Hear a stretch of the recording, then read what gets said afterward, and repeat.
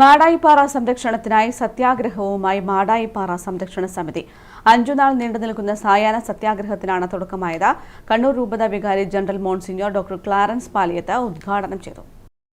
മാടായിപ്പാറയിൽ വാഹനങ്ങൾ കയറ്റിയും ആളുകൾ ചവിട്ടിമെതിച്ചും ജൈവവൈവിധ്യങ്ങൾ നശിപ്പിക്കരുത്, മാടായിപ്പാറയെ മലിനപ്പെടുത്തരുത് തുടങ്ങിയ ആവശ്യങ്ങൾ ഉന്നയിച്ചാണ് മാടായിപ്പാറ സംരക്ഷണ സമിതിയുടെ നേതൃത്വത്തിൽ സായാഹ്ന സത്യാഗ്രഹം സംഘടിപ്പിക്കുന്നത്.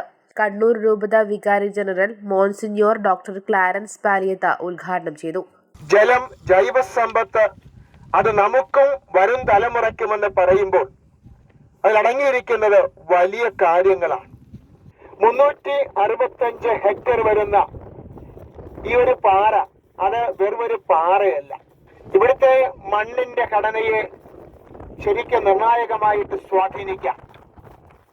ഇവിടുത്തെ ജലത്തിൻ്റെതായിട്ടുള്ള അവസ്ഥവിശേഷത്തെ കാര്യമായിട്ട് വ്യതിയാനപ്പെടുത്തുവാൻ, ഇവിടുത്തെ ജൈവ സമ്പത്തിൻ്റെതായിട്ടുള്ള ആ യാഥാർത്ഥ്യത്തെ അതിനെ പരിപോഷിപ്പിക്കുവാൻ മാടായിപ്പാറയുടെ പങ്ക് എത്ര നിസ്തൂലമാണെന്നുള്ളത്.